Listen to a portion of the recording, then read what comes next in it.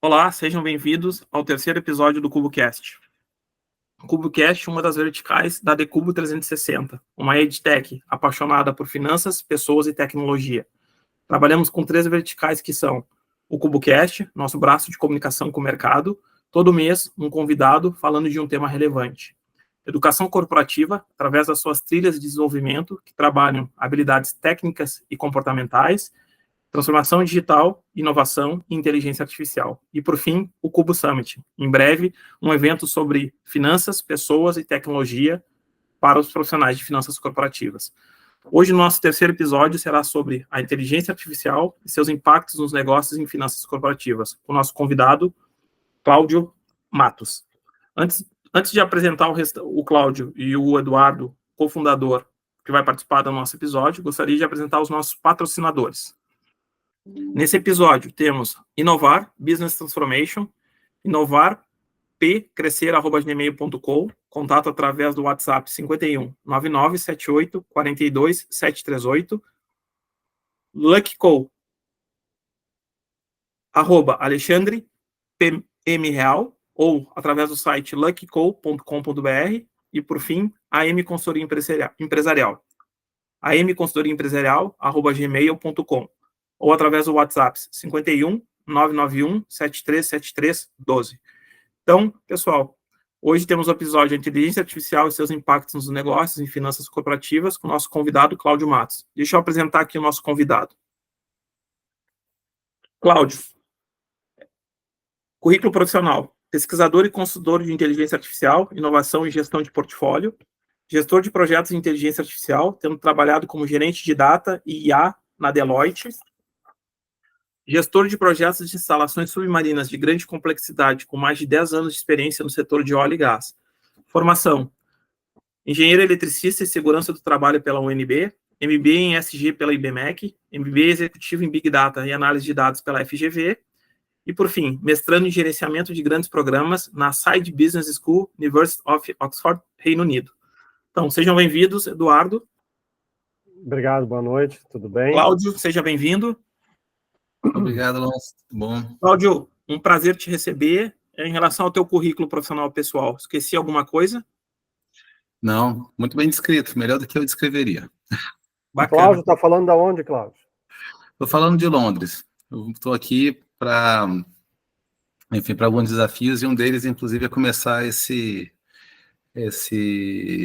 jornada em Oxford, né, com relação ao gerenciamento de grandes programas. E aí, já tirando um pouquinho, né, Alonso, assim, o pessoal já me pergunta, mas gerenciamento de grande programa, o que é isso? Não seriam de grandes projetos? Então, na verdade, hoje, com a complexidade que a gente tem de necessidades, né, de como a gente se torna resiliente ou faz com que as grandes transformações ocorram, surge essa necessidade. Então, por exemplo, se a gente tem um grande projeto ocorrendo, né, esse grande projeto precisa de um gerenciamento de projeto que atue, né, em toda a sua esfera de execução, operação, inteligência, estratégia. Mas quando você tem vários grandes projetos ocorrendo de forma simultânea, você tem que ter uma gestão mais abrangente que se adapte a algumas necessidades que o mundo traz e muitas vezes não são sabidas. Então tem que ter um senso de resiliência, um senso de integração, e geralmente esses programas são programas que afetam a vida de milhares de pessoas e envolvem um montante muito grande, né? E hoje, né, a gente tem um caso bem claro aí, que é como as empresas têm que se adaptar às novas exigências, por exemplo, com relação aos reportes em termos de sustentabilidade, né, que não é somente o caso climático, mas agora também nas bolsas de valores com relação aos reportes contábeis, né, voltados para a sustentabilidade. Então, assim, é uma mudança muito grande, vai impactar muita coisa, mas é um exemplo como as várias empresas, ou vários sites, ou várias organizações têm se adaptado a um exemplo de grande programa. Não, bacana, Cláudio. Cláudio, um prazer te receber. A ideia é que o nosso tema principal, inteligência artificial, eu sempre digo, né, a hype do momento, nunca se falou tanto. Mas antes da gente entrar no tema, Cláudio, se puder, para nós aqui, os nossos seguidores da Decubo 360 SA, falar um pouquinho da tua trajetória. Então, como é que tu foi parar aí no no Reino Unido, Cláudio, para estudar aí um pouquinho mais de gestão de portfólio, inteligência artificial. Então, se puder nos comentar. E como a IA entrou na tua vida, em que momento, né? Acho que isso é interessante. Exatamente. Isso é curioso, né? Muita gente, ainda mais quando eu estava no Brasil, há um pouco mais de um ano atrás, as perguntas eram, nossa, mas como é que eu entro no mundo da AI, né? E eu costumo dizer que, na verdade, AI é uma ferramenta. Então, é uma ferramenta onde você vai usar e, de repente, você está usando de uma forma diferenciada ou usando de uma forma particular que outras pessoas precisam. Então, eu não uso a AI como uma premissa, eu não uso o machine learning ou, né, ou deep learning ou LLM ou, enfim, todas as sopas de letrinhas que tem por trás desse universo, né, tem que ser usado não como premissa, mas é uma consequência de trabalhos que você faz. Então, na verdade, a minha vida toda foi mudando demais, né, por diversos setores. Então, eu já fui engenheiro eletricista, né, na verdade, eu comecei minha carreira no setor bancário. Aí eu falei, não, tenho que ser engenheiro eletricista, porque foi minha formação, fui ser engenheiro eletricista. Depois precisei mudar para o Rio, entrei no mundo do petróleo com os projetos de instalação submarina, onde envolviam, né, projetos mundiais de altíssimo risco, vamos falar assim, né, tanto para o negócio em si, como também para as pessoas. Comecei também a mexer com a parte de segurança do trabalho, mas dentro de um contexto de gestão de risco.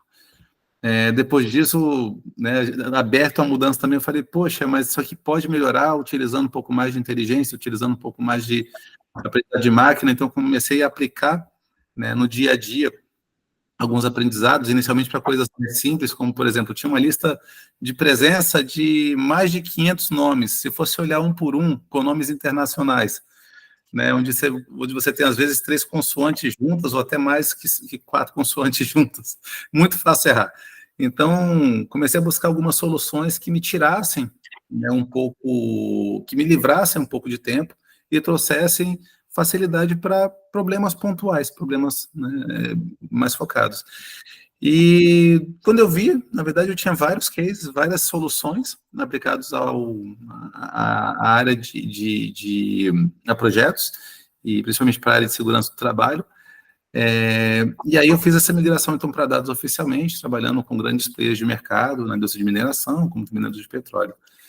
E, novamente, aberto a mudanças, né, também vim para Londres para iniciar, então, essa jornada em Oxford. Bacana, Cláudio. Bem legal. E, Cláudio, falando propriamente da nossa principal tema aqui, o público nos assiste, o que efetivamente é IA, a inteligência artificial, Cláudio?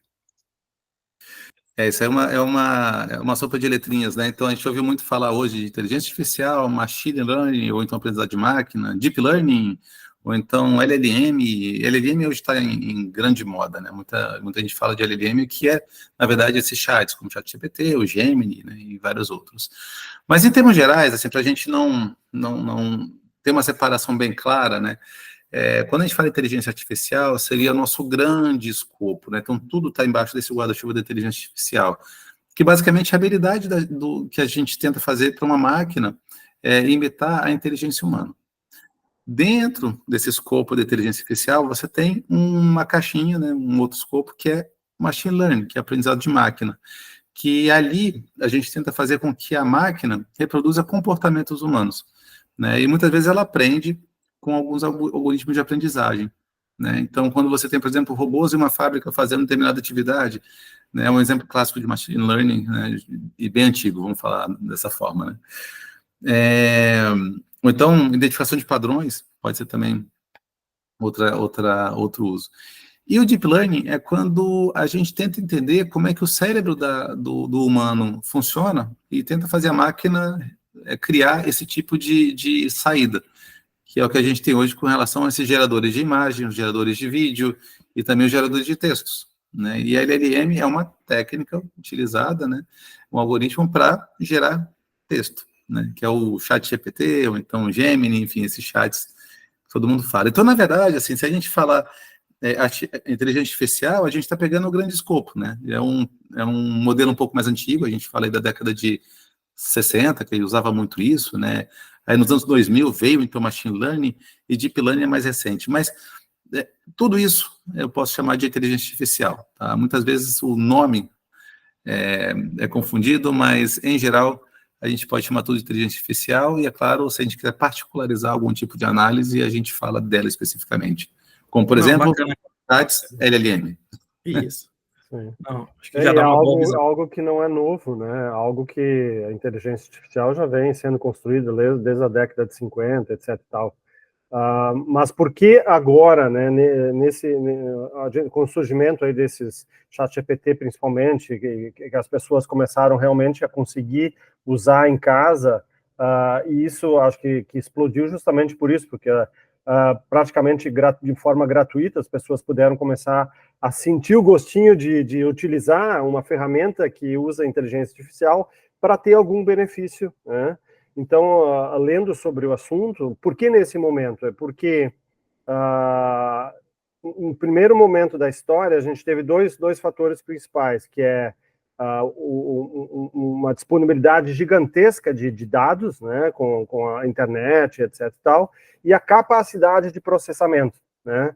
Aí que entrou a NVIDIA, né, ou seja, que produzia chips para a indústria de jogos, etc. E de repente verificaram que isso aí funciona muito bem para processar também dados de uma maneira super rápida, e aí esses fatores todos fizeram com que isso agora aflorasse do jeito que está acontecendo, né? Então, assim, Cláudio, não é algo novo, né? Está aí há um tempão já, só que esses fatores agora que ajudam, né, Não, isso é perfeito. Inclusive, esse é o ponto, né? O grande sucesso, né, desses geradores de textos é exatamente isso. Hoje a gente tem um volume de dados, né, muito expressivo. Então, quando a gente pega um conteúdo, por exemplo, de uma biblioteca online, como a Wikipedia, enfim, agrega isso a outras bases que são também públicas e que estão na internet. Enfim, e a gente coloca junto disso aí, dessa grande base de dados, um processamento que hoje é muito mais rápido, é um caso que traz também muitas possibilidades, né? E é interessante também, né, assim, às vezes o pessoal acha que é uma coisa mágica, né? Nossa, como é que eu boto lá, traduza uma frase e realmente traduz de forma muito boa, né? Ou então a gente fala, escreva uma carta, né? E escreve de forma muito boa. O esquema de funcionamento é algo bem interessante, assim, de forma bem simplificada, é um preditor de próxima palavra.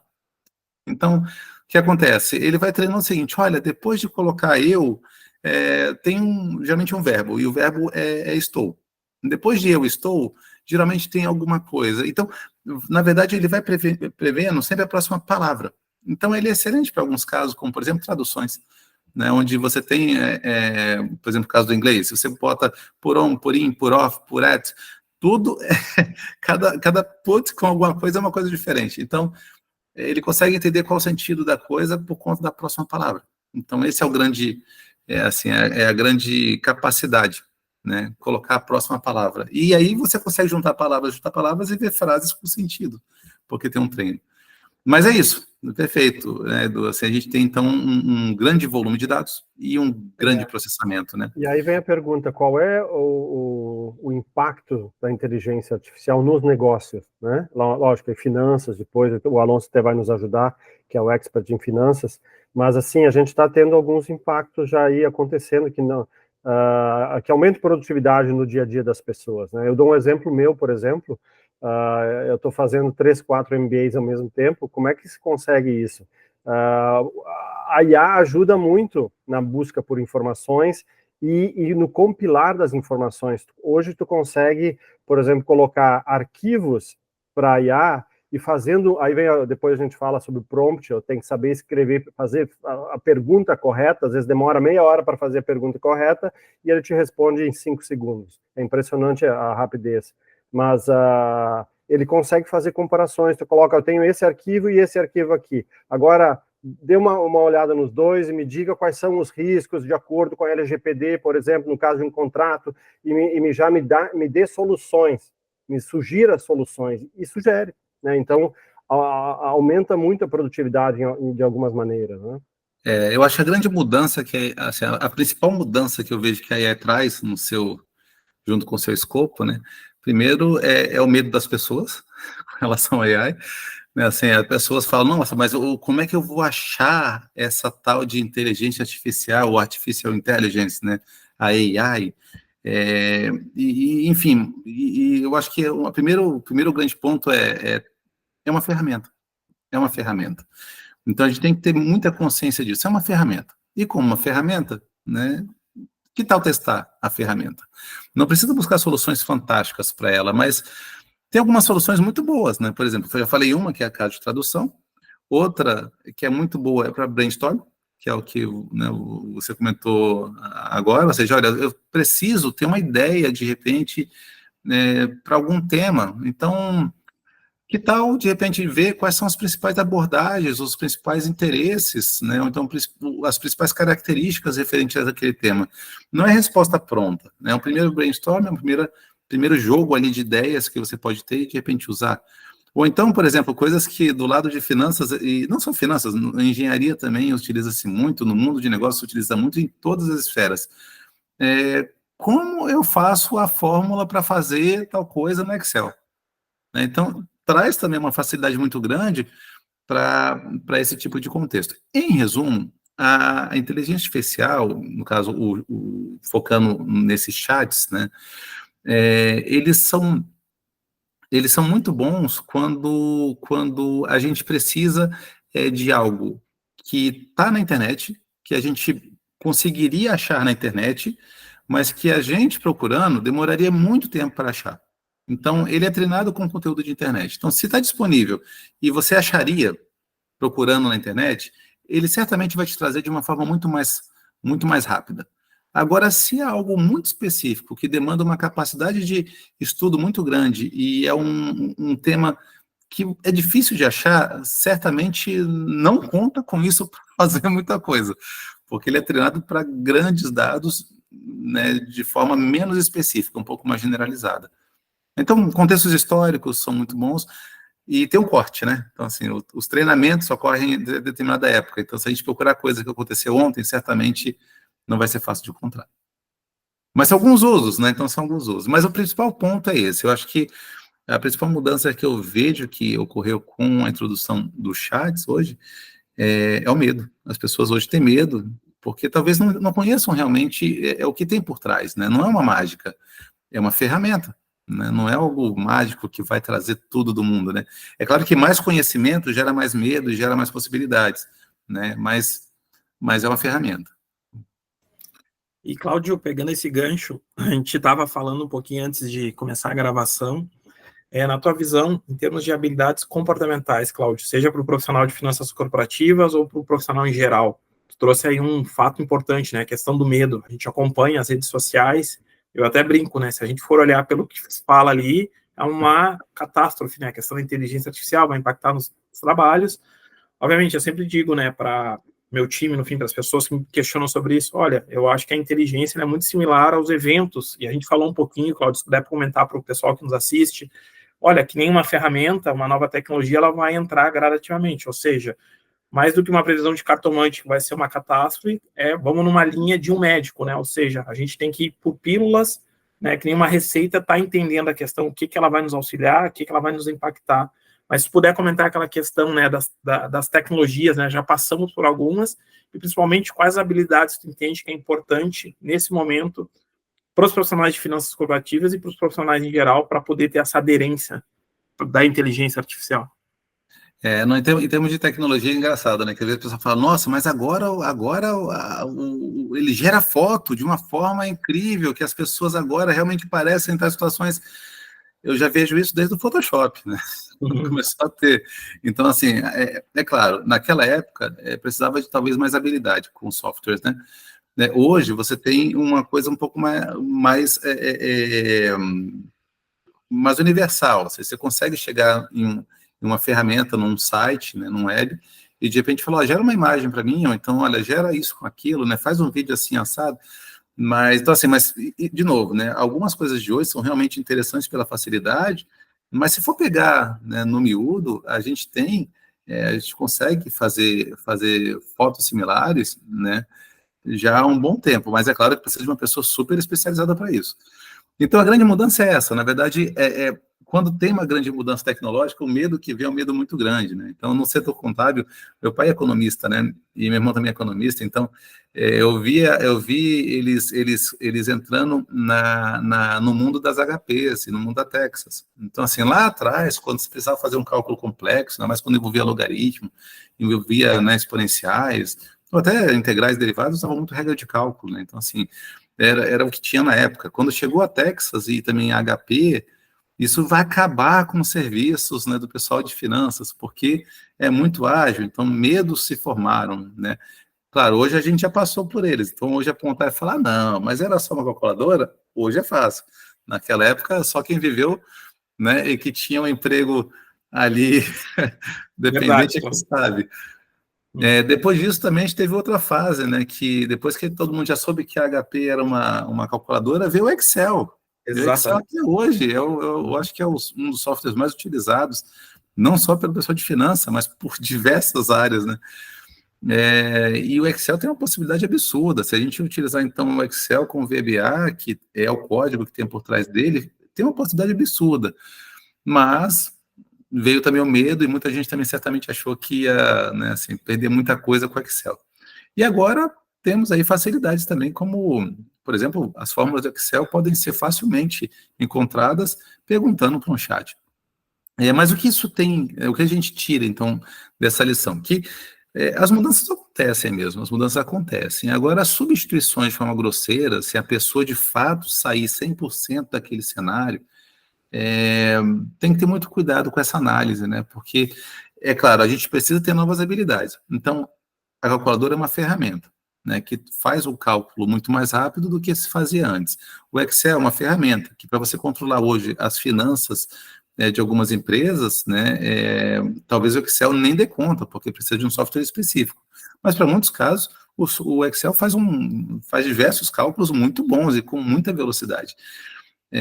Então, assim, novas adaptações são precisas. Então, hoje, eu acho que a primeira coisa que tem que ter é o que sempre as pessoas têm que ter, que é a mente realmente aberta para entender o que de fato está acontecendo, buscar mais informação, menos pavor e mais fato.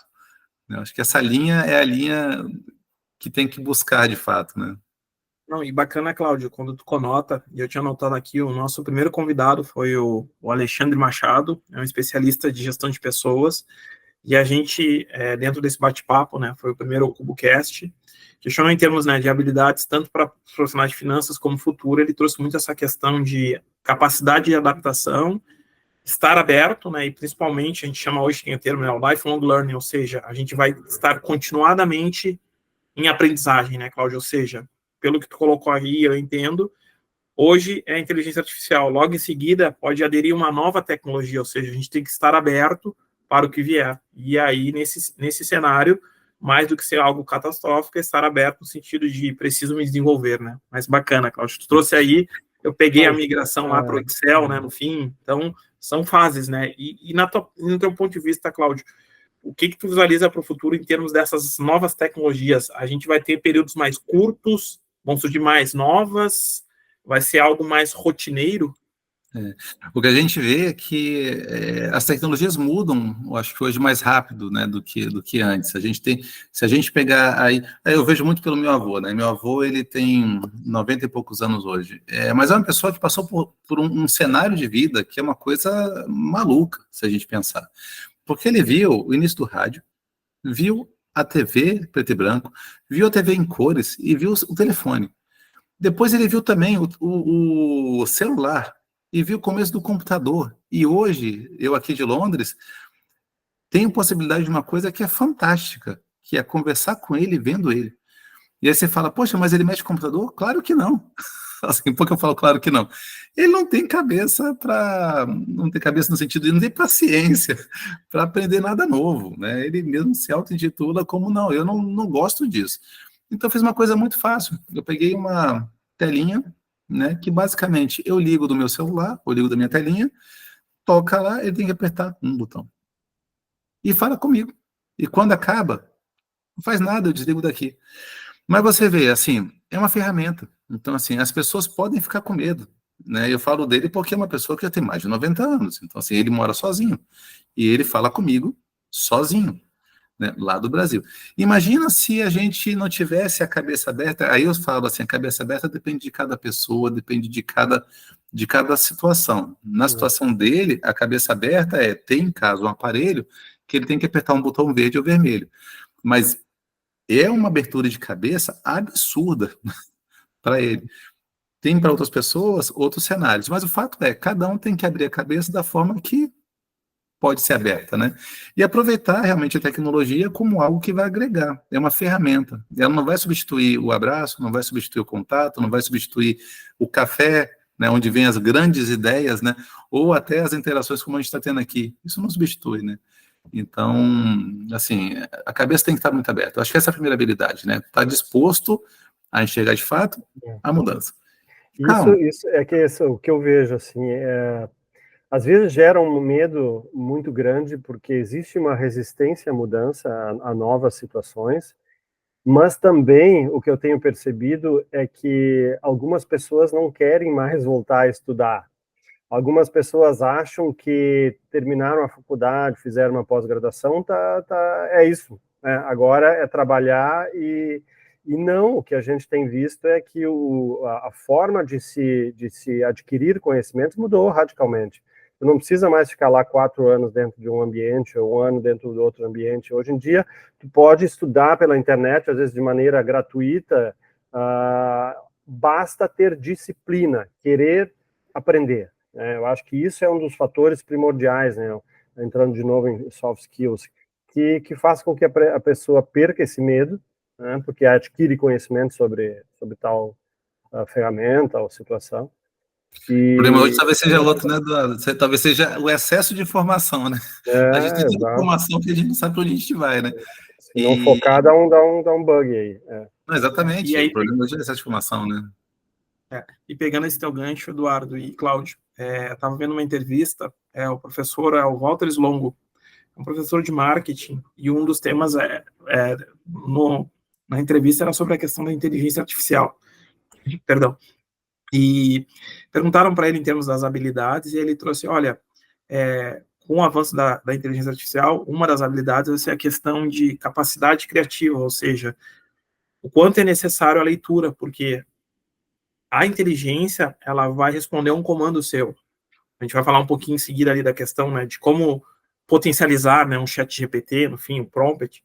E aí ele trazia, e a gente tem um gap em relação a essa nova geração que perdeu o hábito da leitura, ou seja, se eu não tiver a questão, né, do entendimento, da profundidade, a leitura, em termos de saber fazer, né, a pergunta, já entrando nesse tema, né, eu não vou conseguir potencializar a IA, né. Então, Edu e Cláudio, né, principalmente Edu, trouxe ali a questão do prompt, né, se tu puder dividir conosco, né, o que é relevante quando utiliza um chat GPT, Edu e Cláudio. É saber fazer a pergunta, né, o que eles chamam de prompting. Exatamente. Tem até hoje prompt engineer, né, ou seja, algumas... É saber fazer a pergunta, mas o troço é tão interessante porque tem ferramentas que te ajudam a criar o prompt, né? Então, tu conversa com a máquina, me responda como se você fosse um analista de marketing que vai pesquisar tal situação, ou seja, tu vai criando um prompt e dizendo para a máquina, tu vai ser tal profissional, me responda como tal profissional em determinada situação. Tu tem que ser... é como se tu estivesse ensinando ele, ou seja, dando direções para ele. Eles chamam de contexto. Então, tu vai criando os contextos que tu já habilita dentro da própria máquina e depois pode usar posteriormente. Mas conforme for melhor essa pergunta, esse prompt, a resposta vai ser ou ruim ou muito boa. Mas aí o que é importante? Justamente o que tu falou, Alonso, além de todo esse conhecimento, é raciocínio lógico, porque tu tem que fazer a curadoria da resposta. Porque pode vir uma resposta que não está correta, ela está 90% correta, mas não é bem o que tu quer, né? Para tu ter excelência, tem que ir além, e aí tu vai ajustando, não, vai para o outro lado, mas tu só vai saber isso se tu tiver raciocínio lógico, se tu tiver conhecimento. Então a importância do estudo, né, Cláudio? Isso, mas também não se assustem com né, falando que tem que ter raciocínio lógico no sentido de matéria, né? Na verdade, realmente é um senso de discernimento mesmo. Olha, isso aqui eu vi, mas desconfia também, porque tem umas bizarrices, né, que esses chats trazem, né? Mas é isso, o Edu botou de forma muito pontual, muito assertiva, ou seja, tem que ter interação, você tem que começar, não pode perguntar, por exemplo, qual é a melhor fórmula para se somar 2 mais 2, mas também 4 mais 4, mas também 5 mais 10, no Excel, mas também nas outras ferramentas que somam. Então, assim, não adianta uma pergunta complexa, uma frase para perguntar alguma coisa, não é assim que funciona, né? Faz uma pergunta única. Depois, na segunda linha, pergunta de novo o complemento da primeira pergunta. Depois pergunta mais, pergunta mais. E tem uma coisa que é muito importante, né? Porque, assim, de novo, né? Esses chats são um tipo de deep learning, que é um tipo de machine learning. E quando a gente entra nesse mundo machine learning, é importante saber o que não é uma machine learning, né? Então, o que não é? Esses algoritmos, eles são bons para trazer correlações. Eles buscam assim, olha, isso aqui tem uma chance muito grande de ser isso que você está perguntando. Tá? Então, são as correlações. Em geral, eles são bons nisso, mas não são para causalidade. Então, se a gente, por exemplo, tentar perguntar uma pergunta do tipo, quando é que vai ser a próxima grande crise econômica mundial ou brasileira? Se trouxer uma resposta, desconfia fortemente, porque uma crise econômica, uma crise mundial, tem fatores de causalidade. Eu tenho que entender qual é o contexto, qual é a causa de uma grande crise, o que poderia gerar e ter quase uma bola de cristal para entender qual vai ser o futuro. Mas esse é o ponto. Eles são muito bons de correlação, não de causalidade. E aí eu trago um caso também que é bem famoso também, que foi na década de 60 ou 70, eu não estou certo da década, no diagnóstico de pólio nos Estados Unidos, que uma das recomendações médicas foi não tomar sorvete, né? Porque na análise de dados que foi feito, né, mostrou que o gráfico da venda de sorvete crescia muito parecido com o aumento do gráfico de poliomielite, né? E então falou, poxa, então, né, um causa o outro, a causalidade, né? E depois viu-se que não, né? É uma correlação, os dois crescem porque crescem, talvez seja verão, enfim. Mas não são causais, um não causa o outro. E aí tem um exemplo mais clássico aqui do Brasil, que é a venda de sorvete em Recife e ataque de tubarão, né? Geralmente cresce igual também, né? Mas se você parar de tomar sorvete, não vai parar de ter ataque de tubarão. Então, existe correlação, mas não existe causalidade. Mas esse é um tipo de verificação que a gente precisa, né, Edu? Acho que esse é o tipo de discernimento, né? Olha, cuidado e desconfia, né? Por isso que é muito bom para ter os primeiros insights, para ter as primeiras ideias e, de repente, dali você ir, tá? Mas lembrando, então, disso, tá? O que não é uma machine learning? Não é algo que vai te trazer uma causalidade, tá? Em geral, ele traz uma correlação. Isso é uma coisa muito importante de entender, viu? Não, é bacana, Claudio, Edu, porque eu tenho essa visão também que parece que agora, não, a IA ela vai conseguir resolver todos os problemas no fim, né? Não, tu tem que ter, acho que trouxe a palavra discernimento, Claudio e Edu, para poder potencializar, ela é uma ferramenta, né? E eu tenho essa impressão, principalmente quando tu tá ali, enfim, né, redes sociais, no fim, vem matérias que parece que não, agora é tudo com a IA, né? No fim, ainda cabe a nós como humanos, né, essa questão de discernimento, de raciocínio, de lógica, enfim, ou seja, tem uma parte nossa, né? Parece que vem um pacote pronto que agora o ChatGPT, né, tem a versão free, a versão paga, enfim, parece que vai resolver os problemas, mas na verdade é uma ferramenta, como um Excel teve lá no passado, como um HP que trouxe muito bem, Cláudio, bacana.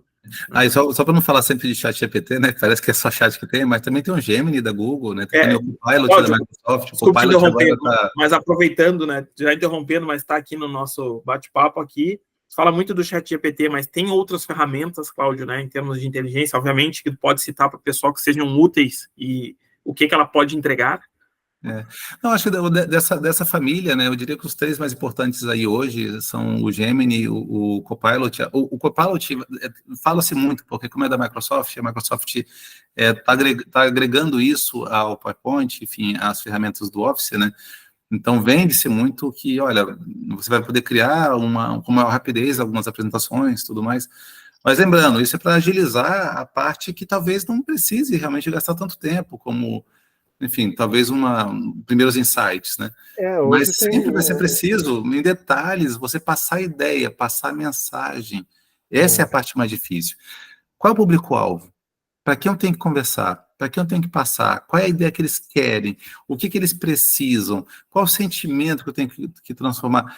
Isso ainda é humano. Né? Eu ainda não vejo com grande desempenho fazer. Claro, tem testes que trazem melhores desempenhos, claro que tem, mas não, assim, vamos falar, as pessoas usando, né, de forma geral, para comunicação, né, às vezes fica bem próximo ali da máquina, né? Nas últimas semanas eu comecei a usar uma ferramenta que é essas que transcrevem as reuniões. Por exemplo, nós aqui estamos usando uma ferramenta de IA que depois tudo que a gente está falando aqui já está sendo transcrito.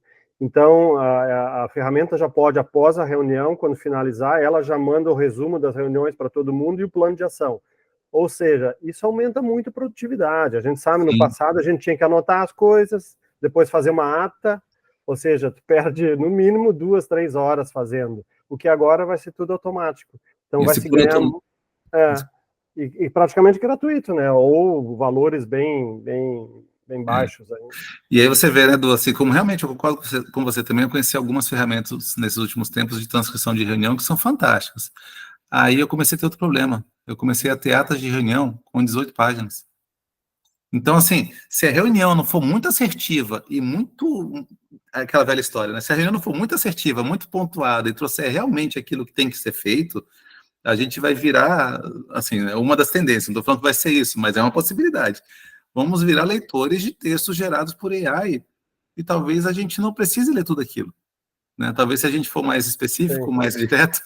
Então, assim, tudo tem que ter um cuidado, né? Assim, existem realmente facilidades, mas a gente, para usar, né, também tem que saber alguns limites, né? E hoje eu já vejo algumas pessoas também dizendo assim, já que vai gravar a reunião, eu vejo a reunião, então já que vai transcrever, eu leio depois. Gente, tem isso. Muito mais tempo lendo. Se não tiver jeito, é claro que é útil, não estou falando que não é útil, assim, mas é claro que é útil. Mas use com cautela, tudo com cautela. É bem isso, Cláudio, né, do que eu quis trazer, né, ou seja, tu tem um bom senso, né, e aí trouxe muito bem essa percepção, né, Cláudio e Eduardo, no sentido de, 18 páginas, ou seja, segue uma questão de se preparar, uma reunião conclusiva, objetiva, no fim, a inteligência ela pode auxiliar para uma questão de redigir uma ata, segue também uma questão de criatividade, ou seja, tem muito ainda da capacidade humana, que eu vejo muito, né, principalmente redes sociais, há uma certa, né, relevância, no fim, né, a questão da IA, né, e a gente está apenas no início, e aí conectando com a próxima pergunta, Cláudio, no fim, ela é lá do passado, no fim, 1950, tá em evidência hoje, mas na tua visão, né, Cláudio, porque tem certos, né, sou especialista em IA, e aí eu fico pensando, mas é algo tão recente, no fim, deu um boom aí os últimos 2 anos, 3 anos, eu acho que ainda estamos numa fase inicial, correto, Cláudio? Eu acho que tem muito ainda por vir. Né? Se fala da super IA, enfim, né, a super IA, estamos, digamos, né, 10% loading, Cláudio, né, 20%, tem muita coisa na tua visão. Tem muita coisa por vir e é claro, é até difícil você ter um guia, né, para onde seguir. Eu lembro muito também de algumas notícias que eu via, quando meus irmãos são muito mais velhos, são 12 anos mais velhos que eu, né, a minha próxima irmã, assim, mais velha, né, e meu irmão são 14 anos. Então, eu peguei uma fase bem interessante que os jornais traziam o seguinte, datilografista, profissão do futuro. Então, assim, a previsão era essa, gente. Não, a previsão é do futuro. Então, assim, erra-se muito com relação ao que vai ser o futuro da tecnologia, porque ela é muito mutável. Né? Se fosse tão fácil, né, de saber o futuro da tecnologia, a gente saberia exatamente qual ação comprar na bolsa, e não é assim que funciona. Né? Então, assim, às vezes você vê algumas empresas que estavam mornas e, de repente, agora estão explodindo, enfim. Mas o fato é o seguinte, o futuro é muito complicado de se achar. Mas uma coisa eu tenho visto, e fazer um pouco mais a diferença. É que no mundo da TI, de uma forma geral, a gente tem a presença de muitas pessoas de TI, ou seja, muitos programadores, muitos cientistas da computação, enfim, muitas pessoas que tratam de TI na sua raiz. Com a vinda da AI, é claro que a gente precisa também de pessoas que entendam, né, de programação, entendam da arquitetura de computadores, que entendam de modelagens, que entendam do processo computacional. mas a gente está precisando também de muitas pessoas que entendam do negócio. Ou seja, como o negócio vai receber aquele tipo de tecnologia. O que acontecia antes? Basicamente, você tinha um produto de TI vendido para uma TI. Né? Hoje, quem demanda soluções, muitas vezes, são CEOs das empresas, são diretores das empresas, são gerentes das empresas. Eles não entendem, em geral, não entendem da tecnologia, eles querem a solução para o problema. Então, essa também é um grande desafio para o mundo da tecnologia, ou seja, não é somente ter a ferramenta, eu preciso de uma ferramenta que atenda ao meu problema e que solucione ele. Né? No final, sempre foi assim, né? Só que... Não, por exemplo, eu faço parte da minha vida, do meu dia a dia, porque eu sou da área de inovação, né, head de inovação de um grupo, que justamente eu estou trazendo soluções de inovação para a empresa que podem ter tecnologia ou não, hoje a maioria mas quando tu vai falar estritamente com TI, o foco deles talvez seja como é que é mais fácil de integrar, de implementar, e não como é que está resolvendo o problema da área de negócios. Então, às vezes, tem esse descasamento. Né? Tu precisa justamente ter um... Exatamente. Eu te trago também um exemplo, que uma das pesquisas que eu também estou fazendo agora tem a ver com violência de gênero. Então, como a gente usa, né, a inteligência artificial para trazer ações de combate e também prevenção à violência de gênero. E alguns casos têm que ser muito bem cuidados, como, por exemplo, quando a gente fala em fatalidades, quando a gente fala em mortes, a gente não pode trazer uma ideia, ainda mais quando você fala de vidas, né? Então, trazer um resultado de uma análise com números percentuais, como, não, aumentou 30%, diminuiu 50%, é muito perigoso, porque por trás disso tem pessoas, por trás disso tem vidas. Então, cada vida realmente é muito importante. Então, de novo, você não pode simplesmente colocar o resultado de uma conta matemática, em termos percentuais. Cada um importa. Então, de repente, tem que falar, olha, saímos aqui de 80 para 82, ou então de 80 para 90, ou então de 80 para 100, enfim.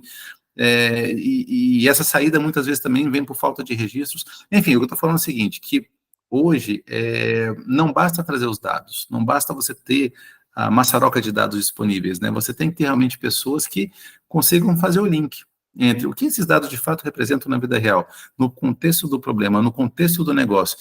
E as soluções hoje de AI para problemas que são matemáticos, eles estão muito mais estabelecidos, ou seja, problemas de bancários, né, contas, finanças, não finanças de uma forma geral, mas essas finanças mais, o lado mais matemático da coisa, né?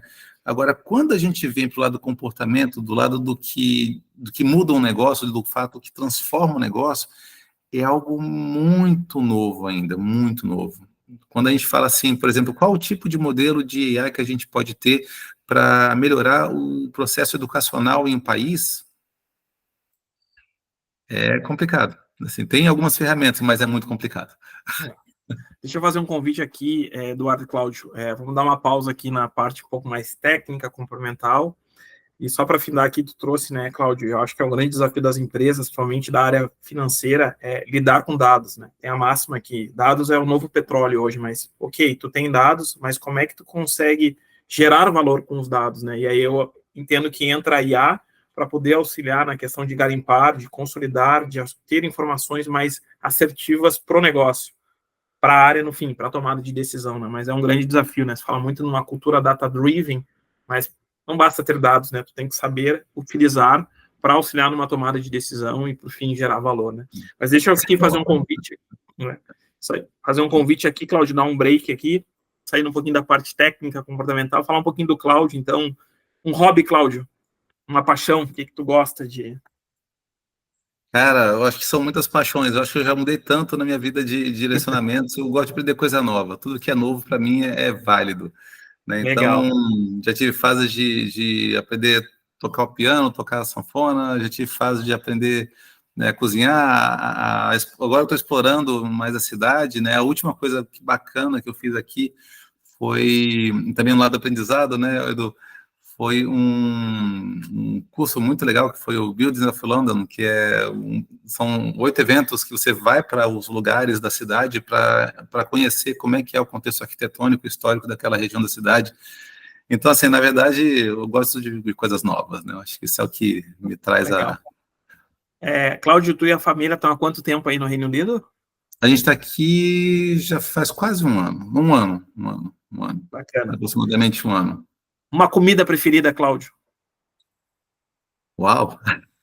Eu acho que a boa feijoada ainda é sempre melhor, né? Boa, boa. É clássica. A família, Cláudio. Contigo aí tá esposa, filhos? Pois é, estamos aqui todo mundo. Família, eu, minha esposa e meus 2 filhos. Um casal, né, pequenos ainda, e estão aqui na luta do aprendizado do idioma, porque apesar de todo mundo falar assim, não, criança pega rápido, realmente, muito mais rápido que um adulto. Uhum. Mas também tem seu tempo. A gente tem também que respeitar o tempo Não é das de um dia crianças. para o outro, né? E isso é muito curioso, né, Alonso, assim, que crianças, não só crianças, mas quando a gente começa a conhecer mais gente, né, tanto crianças como adultos, como jovens, enfim, a gente tem que realmente, de novo, né, observar o que tem ao nosso redor, né, então, as crianças conseguem também, na dificuldade delas também, né, mudar, né, e reaprender, né, então a gente aprende muito com elas nesse sentido. Né? Então, assim, talvez uma grande motivação para, olha, existe uma nova tecnologia, existe um novo rumo, existe um novo aprendizado, existe uma nova coisa, seja, poxa, se eles conseguem, talvez a gente tenha que dar o exemplo. Então, Bacana. Cláudio, um livro, uma música, uma série, um filme? eu vou falar o último que eu estava lendo, é um livro muito bacana, que é The Four Workarounds. Eu esqueci o nome, Paulo Savagetti. Savagetti. Esse livro é muito interessante. Enfim, o The Four Workarounds, os 4 caminhos de contornos, ou talvez atalho seja muito forte a tradução, mas bem interessante. Sério, eu não Bacana. estou vendo ultimamente, eu confesso que não está sobrando muito tempo. Não, tranquilo. E um projeto futuro, Cláudio, que tu tem em mente aí, claro, não que seja agora para o curto prazo, mas a longo prazo, que o Cláudio visualiza aí no futuro, aí um projeto? Alonso, eu costume dizer que eu sou muito ruim de projetar coisa futura, cara, porque eu projeto um cenário e tudo vai diferente, mas para melhor, né? Então, não, mas a mente aberta eu acho que é uma coisa que é a premissa de tudo. E hoje, realmente, eu acho que minha meta é realmente continuar com esse programa do mestrado, que está abrindo realmente uma visão muito boa. E tem outros projetos também de pesquisa ocorrendo, tem, enfim, alguns planos futuros estão se moldando, mas são tão estáveis e tão novos que, na verdade, o novo é que é bom.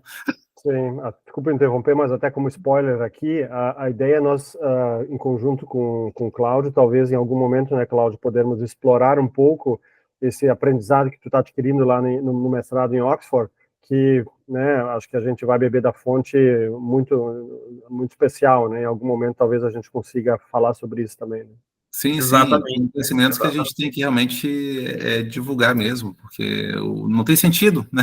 Se conhecimento parado não é conhecimento. Perfeito, perfeito. Exatamente, Cláudio. Eu sou muito dessa filosofia, além de compartilhar, de executar, né? Ou seja, o que tu faz com aquele conhecimento, né? Mas sem dúvida, pois a gente, né, a Decub 360 SA, em parceria com o Cláudio, daqui a pouco desenvolver uma trilha, porque o Cláudio está bebendo aí diariamente das principais fontes, né? Principalmente no que tange aí inovação, transformação digital e inteligência artificial. Cláudio, tu comentou livro, deixa eu fazer um break aqui, até para te tomar uma água, Edu. Eu vou dividir com os nossos seguidores aqui que estão acompanhando a nossa CuboCast, o momento referência de Cubo 360 SA. Então, hoje a indicação é um livro. Deixa eu compartilhar aqui com o pessoal. E já falamos também da notícia da semana em finanças corporativas. Deixa eu compartilhar aqui com o pessoal. Pessoal que nos acompanha, a indicação de leitura da Decubo 360 é para os seus próximos 1000 anos. Um manual para as profissões que ainda não existem. É do Ricardo Cavallini. Ele é um futurista, similar a Marta Gabriel, então ele fala muito, um dos pontos é sobre, né, o futuro vinculado à questão de inteligência artificial, biotecnologia, automação, impressora 3D, ou seja, qual é o impacto da tecnologia e da transformação digital no nosso mundo e principalmente nos nossos empregos. Então ele acaba correlacionando a questão de habilidades, que a gente falou um pouquinho aqui com o Cláudio, necessárias para o futuro, além, né, de fazer algumas, vou dizer, projeções, né, em termos do que vai estar em evidência ou não, né. Então fica a dica, é um livro bom de ler, ele é muito rápido, né, trazendo esses insights sobre o que vem pela frente e qual é a necessidade, seja profissional ou pessoal, que eu preciso me adaptar. E o outro ponto é a notícia em destaque das finanças corporativas, foi semana passada, eu acho que o público financeiro acompanhou. Nubank ultrapassa a PayPal e se torna a fintech mais valiosa do mundo, e o que há por trás disso? Então, em termos de valuation, o valuation é a questão do valor de mercado, o valor do ativo da empresa. A Nubank aí já tinha ultrapassado, foi uma das notícias retrasadas, o Itaú como o banco, mais valioso da América do Sul, e acabou aí atingindo o posto de fintech mais valiosa do mundo, Então, teve aí um valuation estimado de 63 bilhões de dólares, e a PayPal 61,6. Nós até fizemos, pessoal, um post sobre esse fato.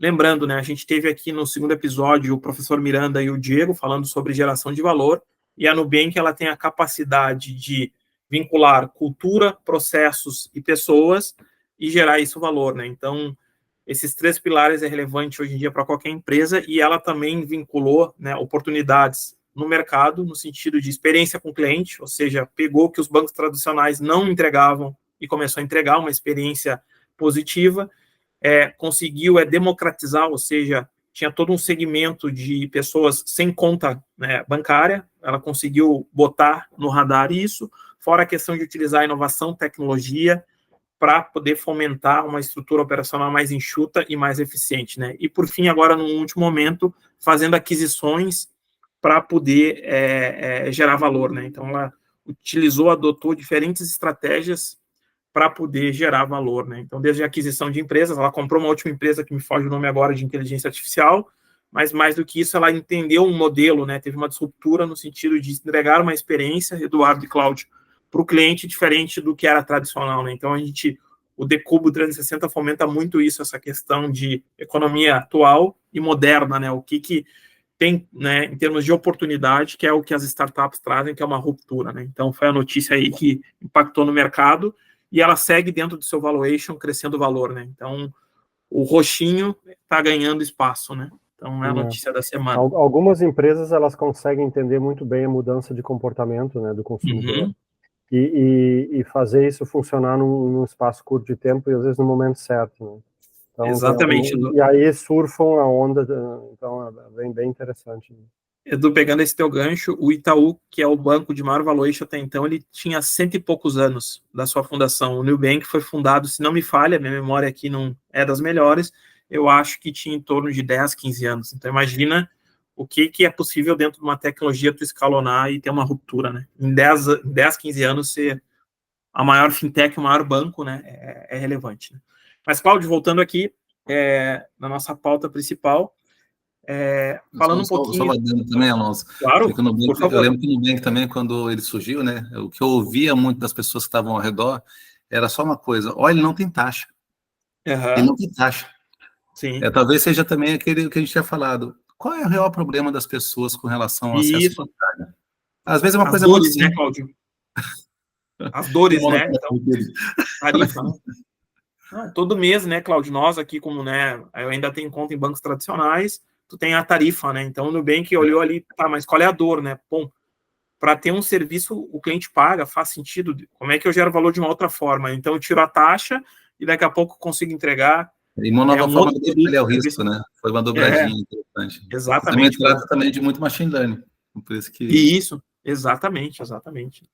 Mas, Cláudio e Eduardo, voltando um pouquinho na nossa pauta principal, estamos aí quase fechando uma hora, mas ainda tem aqui algumas questões.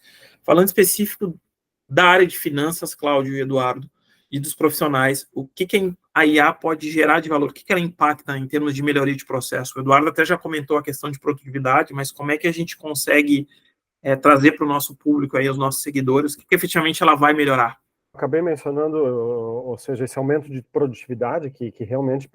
E uma coisa que eu acho muito interessante é que a pessoa, por exemplo, a possibilidade de uma pessoa que não tem conhecimento de tecnologia, de ela poder usar hoje, por exemplo, eu mesmo não sei escrever um código, Não sei Python, não sei JavaScript, etc. Tal. Mas, estudando um pouquinho, eu sei fazer a pergunta certa e o Copilot, o Gemini, ele me dá um código, né? Lógico, depois eu colo ele em algum lugar, tu faz a pergunta, o que eu faço com isso? Aí tu pergunta pro próprio ChatGPT o que eu faço com isso, e ele te diz o que tu faz com isso. Então, essa possibilidade de quem não tem muito conhecimento técnico sobre determinada coisa, mas sabe perguntar, ela consegue fazer e se tornar muito mais produtiva. Por exemplo, eu fiz um site esses dias, inclusive para a própria Decubo 360, nunca tinha feito um site, né? Peguei uma ferramenta que tinha IA lá dentro, então a base de texto a gente foi construindo, as fotos também criando dentro do próprio dessas ferramentas, e está ali o site. Então, antes tinha que ser uma pessoa bem especializada, etc e tal. Então, assim, ela acaba criando, aí ajudando muitas pessoas que têm essa intenção de aprendizado a conseguirem fazer coisas que antes não conseguiam fazer, sem ter muito nível técnico nisso. O que eu consigo captar, entendeu? Então, em termos de ganho de produtividade AI, ou seja, se eu sou um profissional da área, não tenho daqui a pouco uma expertise, um aprofundamento técnico, a IA ela pode me auxiliar no sentido de aprofundar e entender melhor. Perfeito. Por exemplo, pega o Excel, não precisa mais ficar estudando um monte sobre as fórmulas lá dentro. Ok. Então, tu pede para o ChatGPT, eu quero uma fórmula para fazer isso, ele te dá a fórmula. Pronto, só copia, cola e deu. Perfeito. E, Cláudio, passando para ti agora, me corrija, tá? Mas minha percepção, a questão, então, de automatização de tarefas, mitigar riscos em termos de compliance, daqui a pouco, né, com a questão de dados, a questão de fechamento contábil, ou seja, velocidade, enfim, consegue, dentro de uma granularidade de dados, consolidar e gerar um relatório, né, mitigar risco, enfim, conciliação bancária de contas, é nessa linha, mais ou menos, Cláudio? Tem muito dessa linha, então assim, vamos lá, né, quando a gente fala, então, né, de novo, de inteligência artificial, a gente fala de ferramentas, e essas ferramentas, elas trazem algumas acelerações de produtividade muito interessantes, como, por exemplo, o Edu falou, olha, eu preciso de uma fórmula. Muitas vezes ela me traz a fórmula, mas é claro, se a fórmula for simples, ela vai ser uma fórmula que vai estar lá certinha. Uma fórmula mais complexa, talvez tenha que entender da estrutura de um Excel. Tenha que entender da estrutura, mas, digamos assim, adianta bastante para quem já está lá. Ou então tem uma reunião com algum cliente, poxa, como é esse cliente, né? Se for um cliente grande, principalmente, que já tem dados na internet sobre ele e tudo mais, certamente, se você perguntar quais são os valores do cliente, você pode entrar no site, mas talvez ali também já tenha algumas respostas. Enfim, a gente consegue ter uma ideia mais assim de, para um brainstorm, como é que funciona. Em geral, essas ferramentas não são boas para números exatos, tá? Então, assim, muitas vezes um cálculo exato não é muito bom. Tá? Pode ter algumas falhas, quando você testa diversas combinações com fórmulas, em geral, não tem bons resultados. Então, assim, não confie muito nas fórmulas. Claro que não estou falando que vai errado tudo, mas pode vir mais errado do que com o texto. Tá? Então, tem que ter um cuidado com isso, mas são aceleradores. Por outro lado, tem alguns desafios. Então, assim, quando a gente pega, por exemplo, essas ferramentas aceleradoras e temos, vamos transcrever uma reunião, vamos montar um report, montar um relatório, tentar colocar o relatório de uma forma mais apresentável para o público da alta direção, ou então traduza esse relatório, isso pode expor os dados da empresa. Então, as informações sensíveis, elas têm que ser tratadas de forma muito especial, porque se usar as ferramentas públicas, elas são treinadas publicamente. Então, elas são disponíveis para que a gente treine elas e o modelo aprenda. Então, vai aprender com os dados que são sigilosos. Então, você tem que ter muito cuidado com o uso das ferramentas para não expor os dados. Você também comentou, né, Alonso, da parte de proteção de dados, além da exposição, também tem um lado da LGPD, né, que é a Lei Geral de Proteção de Dados. Então, os dados pessoais também não podem estar públicos, né? Então, tem que ter um cuidado muito especial com isso, que realmente é um foco mundial, né? Mas, em termos gerais, o que eu entendo que, para o profissional, as tarefas que são mais repetidas, são mais, assim, que um computador pode fazer, né, assim, que ele consegue aprender com uma correlação, a AI pode ser utilizada. Mas a dependência do profissional em termos de como eu vou agir numa nova realidade de cenário, como, por exemplo, agora, né, com essas novas demandas da B3 e também de algumas bolsas do mundo, né, Como é que a gente vai fazer um relatório de sustentabilidade do ponto de vista contábil? Talvez o profissional tenha agora que tentar se moldar mais a estratégia, mas a como a gente vai trazer a informação contábil de uma forma mais clara, mais objetiva. O mercado está mudando também, os investidores estão querendo, né, informações mais de contexto e não apenas econômica. Então, eu diria que a atenção para a mudança do negócio no mundo talvez seja o grande desafio de fato.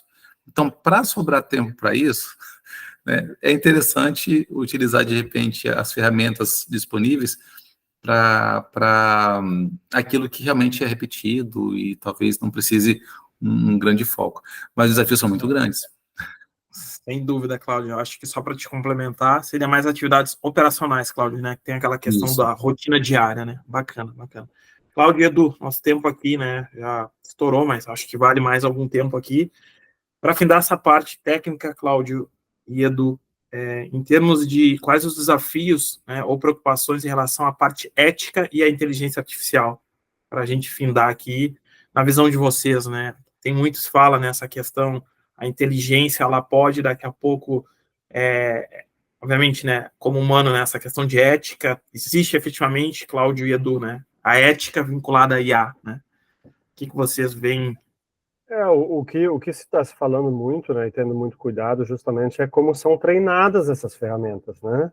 Então, pode ter vieses lá dentro, que dependendo de quem as treinou, de que forma as treinou, a gente tem visto aí algumas situações bem complicadinhas, né? Então, os governos estão tentando reunir essas empresas que estão criando isso para determinar alguns pontos realmente para que tenham transparência, ética, etc. e tal. Acho que isso é extremamente importante, né? E tem a questão de cibersegurança também, né? Uhum. Porque as possibilidades são fantásticas no uso da inteligência artificial, só que infelizmente, né, aí depende, é sempre aquilo, o ser humano ele pode usar para o bem ou para o mal, então infelizmente vai ser usado também para o mal, né, para algumas pessoas ganharem vantagens, então a gente tem que cuidar muito com isso. E outro ponto, até para finalizar, eu acho que tudo isso é muito dinâmico, só que as pessoas têm que cuidar, assim, não criar muita ansiedade, né? Porque algumas pessoas acabam, a inteligência artificial está aí, vai me atropelar, não sei o que eu tenho que fazer.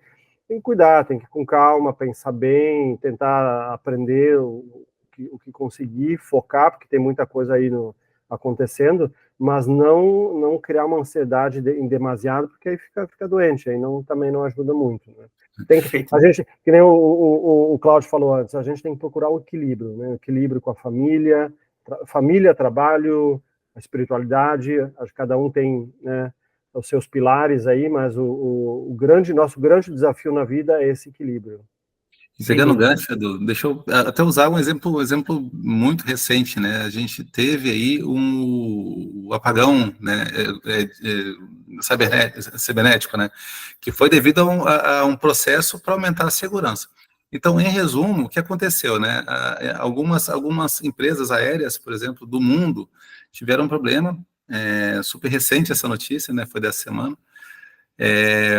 E aí eu trago assim, olha, realmente, são produtos que trazem segurança, que trazem mais automação, que trazem, talvez, corte de pessoas, né, quando você vai implementando, mas quando deu problema, o profissional que conseguiu enxergar que no bilhete aéreo eu posso escrever à mão o destino, a origem e o horário, esse cara talvez seja necessário. Ou seja, a gestão da crise é uma coisa que tenha cuidado, né? Porque hoje você tem, então, tem uma grande dependência do que é digital, uma grande dependência do que é automático. Mas quando falha, qual é o plano B? Como é que você faz? Então, os profissionais hoje, talvez seja um dos grandes desafios que eu vejo nos profissionais, o que eu faço se algo der errado nessa esfera? Como é que eu volto para o basic case? E fica, então, uma pulguinha para quem está vendo exatamente isso, né? Será que a gente pode confiar 100% no que a gente né, compra? E, claro, para a maioria dos casos dá certo, mas e se der errado, então você vai perder as vendas? Você vai transferir o nome da empresa? O que você vai fazer? E como é que você agiria, no caso, isso para as empresas, né? Que tem, então, a necessidade de ter uma adaptação a uma falha. Será que estão preparados para a falha? Será que estão preparados para a crise? Será que um plano de contingência está bem elaborado? Então, se a dependência aumenta, tem que ter planos de gestão também que façam o balanceio. De novo, um balanço, né? O equilíbrio. Não, legal, Cláudio e Edu. Deixa eu aqui, então, agradecer os nossos patrocinadores que seguem, né, acreditam no propósito e missão do Cubo, que é impactar os profissionais de finanças corporativas, inovar Business Transformation, ajudando empresas no processo de inovação e transformação digital, implementação de soluções, processos e ferramentas inovadoras. Contato, e-mail, inovarpcrescer@gmail.com, WhatsApp 51 9978 427 38. Lucky Co. Planejamento de carreira e mentoria, programa de liderança e desenvolvimento de carreiras, programa de liderança personalizada, fazendo as perguntas certas há quase 40 anos e colocando a mão na massa. Contatos, @alexandrepmreal, Instagram, e o site luckyco.com.br. AM Consultoria Empresarial, contato, amconsultoriaempresarial@gmail, WhatsApp 519917 37312. Consultoria em gestão empresarial, especializada em reestruturação econômica financeira, valuation e controladoria estratégica. E o pessoal que nos assiste, já fazendo spoiler do nosso próximo episódio, né, o 4º episódio do CuboCast, vai ser Liderança em Foco, a gestão de pessoas em tempos de crise e eventos climáticos. O nosso convidado é o Fábio Steren. Então, aguardem, estreia dia 15/8. Eduardo, muito obrigado. Cláudio, foi um prazer. Vou fazer aqui para vocês um minutinho, no fim estourou o tempo, mas eu acho que foi muito bacana. Trouxemos, né, conteúdo de relevância e impacto para os nossos seguidores, principalmente aos profissionais de finanças corporativas. Agradecer, Cláudio, pela tua disponibilidade. Um minutinho aí, Eduardo e Cláudio. Palavra final, por favor. Eu agradecer muito, Cláudio, aí pela disponibilidade. Eu sei que já está bem tarde aí em Londres agora, né? Já está na madruga quase. Cláudio, bom, nós nos conhecemos no MBA em ESG, né? Essa questão de, além de se aprofundar quando a gente está estudando, o principal é a gente conhece pessoas muito bacanas, então foi um prazeraço te conhecer e muito legal estar participando aqui conosco nessa tentativa a gente de conversar sobre assuntos tão relevantes. Então, muito obrigado. Agradeço também a vocês dois, tá, Alonso e Edu, pela oportunidade também de estar aqui compartilhando um pouco da vivência. Eu acho que tem muita coisa que a gente passa, que a gente aprende, né, e tem que ser compartilhado mesmo, porque muitas vezes o que a gente passa para a gente é muito trivial e muito normal, enfim, mas é conversando que a gente realmente faz as pessoas também aprenderem mais e quebrar, principalmente, a barreira, né, poxa, mas será que eu consigo mexer numa ferramenta tão tecnológica? Talvez você vai descobrir que nem é tão tecnológica no sentido do usuário, né? O que tem por trás é um mundo à parte, mas o que está ali para você usar tem que ser utilizado, né? Então, a gente tem que quebrar um pouco essa barreira. As coisas têm que ser acessíveis, eu acho que o caminho da tecnologia é ser acessível, né? A gente tem grandes e grandes evoluções que trazem mais acessibilidade, que trazem menos complicação para o usuário, né? E é isso que tem que ser feito. A gente tem que começar a explorar mais esse mundo sem medo. É claro que a vida é corrida para todo mundo, né? E às vezes não sobra tempo. Mas, de novo, né? A gente tem que tentar se organizar para ter um espacinho, né, para aprender, um espacinho para mexer em coisa nova, porque senão a gente começa a acreditar no que colocam, né? E geralmente inovação são coisas que colocam de uma forma que pode não ser a sua percepção. Então, tem a sua própria percepção, tem a seu próprio senso de dificuldade ou facilidade. Testem, tá? Então, para quem quer testar essas ferramentas que a gente falou hoje, pode acessar o site mesmo da OpenAI para o ChatGPT, ou então o site do Google para o Gemini, tá? E o Copilot também está presente nos produtos da Microsoft, mas testem. Vai lá e fala alguma coisa interessante. Pergunta alguma coisa. Legal. Cláudio, em nome da Decubo 360 SA, um agradecimento especial. Como o Eduardo falou aí, já deve ser noite aí, já adentro, tua disponibilidade. Te comentei, né, Cláudio e Edu, né, que um papo relevante e com conhecimento profundo, ele passa numa forma muito rápida, né, a gente já está aqui há mais de 1 hora, e não tem dúvida que teria bem mais assuntos, Cláudio. Então, eu sempre brinco para os convidados, né, tu é de casa, quando tu achar que tem algo novo que a gente possa compartilhar com os nossos seguidores, aí fica à vontade, nos aciona, que vai ser um prazer te receber novamente. Então, muito obrigado, desejo de sucesso aí, que nem o Edu falou, né, acho que o grande é a questão das conexões e conhecer pessoas que te tragam, né, conhecimento e que tu possa compartilhar. Então, agradeço aí em nome da Decubo SA e eu e o Eduardo, tá bom? Então, o pessoal que nos segue, segue lá, né, Decubo 360 SA, LinkedIn, Instagram, redes sociais, o nosso site, decubo360.com.br. Seguir esse episódio, a gente vai estar divulgando aí nas nossas redes sociais, tá certo? Agradeço aí, uma boa noite a todos. Boa noite. Boa noite.